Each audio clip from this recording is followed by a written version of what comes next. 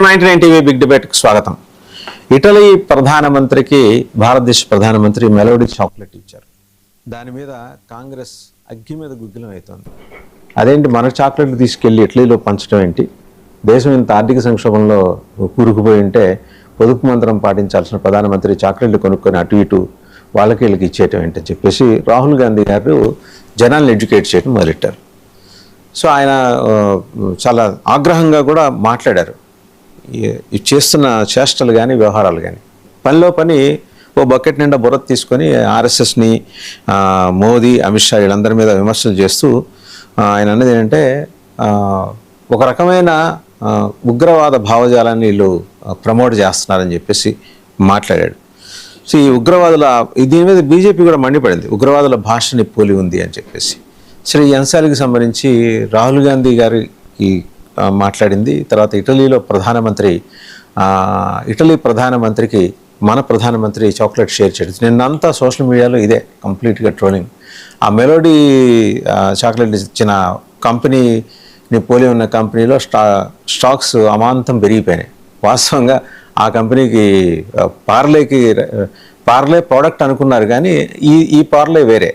So ఏదైతేనే మొత్తానికి ఓవరాల్గా ప్రపంచం దృష్టిని ఆకర్షించింది మెలోడీ చాక్లెట్. ఈ అంశానికి సంబంధించి బిగ్ డిబేట్లో మనతో పార్టిసిపేట్ చేస్తున్నారు శంకరంలో రవికుమార్ గారు, బీజేపీ అధికార ప్రతినిధి, త్వరగా శ్రీరామ్ గారు, పొలిటికల్ అనలిస్ట్, సీనియర్ జర్నలిస్ట్, వారు కూడా జాయిన్ అవుతారు. మరి కాసేపట్లో చరణ్ కౌశిక్, కాంగ్రెస్ అధికార ప్రతినిధి, వారు కూడా జాయిన్ అవుతారు.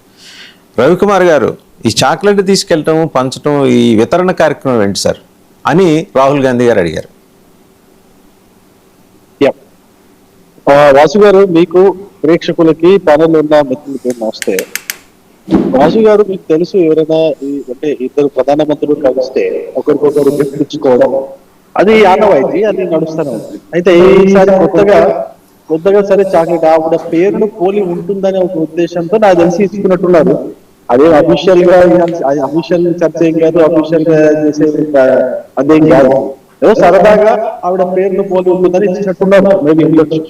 అయితే ఈ కాంగ్రెస్ వాళ్ళకి పచ్చకామెర వచ్చినోడికి ప్రపంచం అంతా పచ్చగా కనిపించినట్టుగా ఈ కాంగ్రెస్ పార్టీ వాళ్ళకి వేరే ఏమీ కనిపించదు. మోడీ గారు 5 దేశాల పర్యటనని కేవలం 8 రోజుల్లో పూర్తి చేసుకొని దాదాపు $70 బిలియన్ పెట్టుబడులకు సంబంధించిన ఒప్పందాలు చేసుకొని వస్తే అందులో ముఖ్యమైనవి ఏవైతే ఉన్నాయో అందులో ఇంధన భద్రత గురించి ఉన్నది యూఏఈలో, దాంతో పాటు గ్రీన్ ఎనర్జీకి సంబంధించిన ఒప్పందాలు ఉన్నాయి, రక్షణ రంగ ఉత్పత్తులకు సంబంధించిన ఒప్పందాలు ఉన్నాయి, అన్నిటికంటే ముఖ్యం సెమీ కండక్టర్స్ కి సంబంధించినటువంటి ఒప్పందాలు కూడా ఉన్నాయి. ఇన్ని ఒప్పందాలు సంతకాలు చేసుకొని వస్తే, ఇంత పెద్ద బిజినెస్ డీల్ చేసుకొని వస్తే, అది కూడా కేవలం 8 రోజులు 5 దేశాలండి. మీరు అర్థం చేసుకోండి. మనం ఒక దేశం పోతే 5-6 రోజులు కలిపి వస్తాం, ఒక్క దేశం పోతే కనీసం ఒక్కోసారి 10-15 రోజులు కూడా పోతాం. 8 రోజుల్లో 5 దేశాలు పర్యటన చేయడం అంటే మామూలు విషయం కాదు. అర్ధరాత్రులు కూడా అదే కదా రవికుమార్ గారు వాళ్ళు అడిగేది, ఊళ్ళో వాళ్ళకి చెప్పి మీరే ఖర్చు పెడితే ఎట్లాగా, ఇలా దుబారా ఖర్చు చేస్తే ఎట్లా అని. పాపం ఆయన అడక్క ఒక ప్రశ్న అడిగారు, దానికి కూడా మీరు సమాధానం చెప్పకపోతే ఎట్లా? నేనేమంటా సార్, నాకు తెలిసి మా కాంగ్రెస్ ప్రతినిధి వింటున్నారో తెలియదు, రాహుల్ గాంధీ గారి యొక్క విదేశీ పర్యటనల గురించి మాట్లాడదాం. ఏం ఉద్ధరిద్దామని చెప్పేసి రాహుల్ గాంధీ గారు విదేశీ పర్యటనలకు పోతున్నారు. మరి గత 10 సంవత్సరాలు లెక్క చెప్పమంటారు వాసు గారు. గత 10 సంవత్సరాల్లో 54 దేశాలు పర్యటించిన రాహుల్ గాంధీ. 54 దేశాలు. ఈ 54 దేశాల పర్యటనకు సంబంధించి ఖర్చు లెక్క వేస్తే తక్కువ వేసినా కూడా 60 కోట్ల రూపాయలు, 60 కోట్ల పైగా ఖర్చు. ఈ 60 కోట్ల పైసలు ఎవరిచ్చినకి రాహుల్ గాంధీకి? పోనీ ఆయనకి ఏమైనా ఇన్కమ్ ఉందా అంత అనుకుంటే లేదు. గత 10 సంవత్సరాల రాహుల్ గాంధీ ఆదాయం కేవలం 11 కోట్ల రూపాయలే. కేవలం 11 కోట్ల రూపాయలు. ఈ 11 కోట్లతో 60 కోట్లు ఖర్చు చేసి 54 దేశాలు తిరిగేంత స్తోమత లేదు కదా. సరే, పోనీ ఆయన కాంగ్రెస్ పార్టీ యువ నాయకుడు, Congress party MP, Congress party ఏమైనా స్పాన్సర్ చేసిందేమో అనుకుందాం. ఈసీ ఎలక్షన్ కమిషన్ చేసినటువంటి ఆడిట్ లో కూడా కాంగ్రెస్ పార్టీ ఈ విధంగా స్పాన్సర్ చేసినట్టుగా రికార్డ్స్ ఎక్కడ కూడా కనిపించట్లేదు. అది కూడా పోనీ అది ఉంటేనే మనం నమ్మేవాళ్ళం. అక్కడ కూడా కాంగ్రెస్ పార్టీ కూడా స్పాన్సర్ చేసింది కాదు. పోనీ ఏదైనా బయటి సంస్థలు, ఏదైనా ఫారిన్ సంస్థలు ఏమన్నా ఈ యొక్క పర్యటన ఫండ్ చేసి ఇన్వైట్ చేశాయా అనుకుంటే అట్లా కూడా ఎక్కడ కూడా మినిస్ట్రీ ఆఫ్ హోమ్ అఫైర్స్ దగ్గర ఆ రికార్డ్స్ కూడా ఎక్కడ లేవు. మీకు విషయం తెలుసా వాసు గారు, ఏదైనా రాజకీయ నాయకుడు, ప్రజాప్రతినిధి బయటి దేశానికి సంబంధించినటువంటి ఫండ్స్ ని రిసీవ్ చేసుకొని ఆ ఫండ్స్ ద్వారా బయటి దేశానికి వెళ్ళేసి వస్తే భారతదేశం యొక్క హోమ్ మినిస్ట్రీ నుంచి అప్రూవల్ తీసుకోవాలా. ఫారెన్ కాంట్రిబ్యూషన్ యాక్ట్ ప్రకారము సెక్షన్ 6 ప్రకారము MHA ministry of home affairs approval తీసుకొని కానీ మాత్రమే పోవాలా.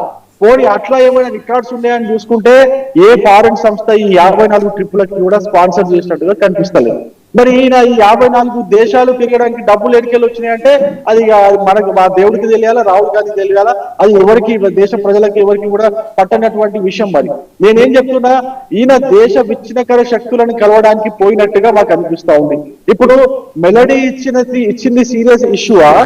రాహుల్ గాంధీ అనిపిస్తోందా, ఆధారాలు ఉన్నాయా? మీరు కూడా ఆయనలాగా మాట్లాడితే ఎట్లా? నేనేమంటున్నా, దేశ ప్రధాని దేశ ప్రయోజనాల కోసం బయట దేశాలు ప్రయాణం చేస్తే రాహుల్ గాంధీ గారు ఏ ప్రయోజనాల కోసం బయట దేశాలు ప్రయాణం చేస్తారు సార్? నాకు విషయం చెప్తారు. ఒకసారి రాహుల్ గాంధీ గారు ఏం మాట్లాడారో చూద్దాం. రవికుమార్ గారు మళ్ళీ మీరే మాట్లాడదు గారు, ఆయన ఏం మాట్లాడారో చూసి. నిన్న మాట్లాడారు ఆయన ఏం మాట్లాడారు?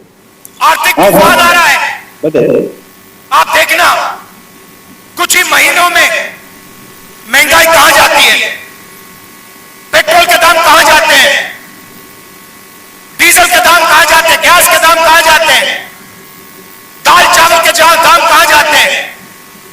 खुल के प्रधानमंत्री कहता है सोना मत खरीदो, विदेश मत जाओ, और फिर हजारों करोड़ रुपए के जहाज में विदेश चला जाता है। आप लोग चुप रहते हो, आप लोग एक शब्द नहीं बोलते हो,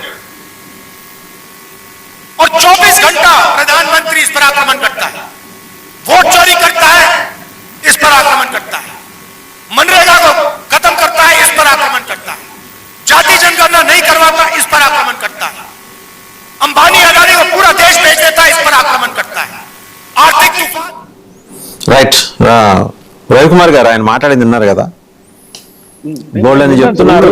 మీరు చేస్తున్న పనులు ఏంటండి, ఇదేమన్నా మర్యాదైనా మీరు చేసేదని అడుగుతున్నాడు ఆయన. ఆయన కొంచెం హోంవర్క్ చేసుకొని పబ్లిక్ మీటింగ్స్ లో మాట్లాడితే బాగుంటుంది. ఒక దేశ ప్రధాని యొక్క అధికారిక ప్రయాణాన్ని ఆయన ఆ పర్యటన వివరాలు అందరికీ కూడా అవైలబుల్ ఉంటాయి. ఏమేమి వెళ్తుంది, ఏ దేశానికి వెళ్తున్నారు, ఏ ఒప్పందాలు చేసుకోవడానికి వెళ్తున్నారు, అధికారిక పర్యటన. సరే, అధికారిక పర్యటనకు సంబంధించినటువంటి వివరాలన్నీ కూడా ఓపెన్ ఫోరం లో కనిపిస్తాయి మనకందరికి. వచ్చిన తర్వాత ఏమి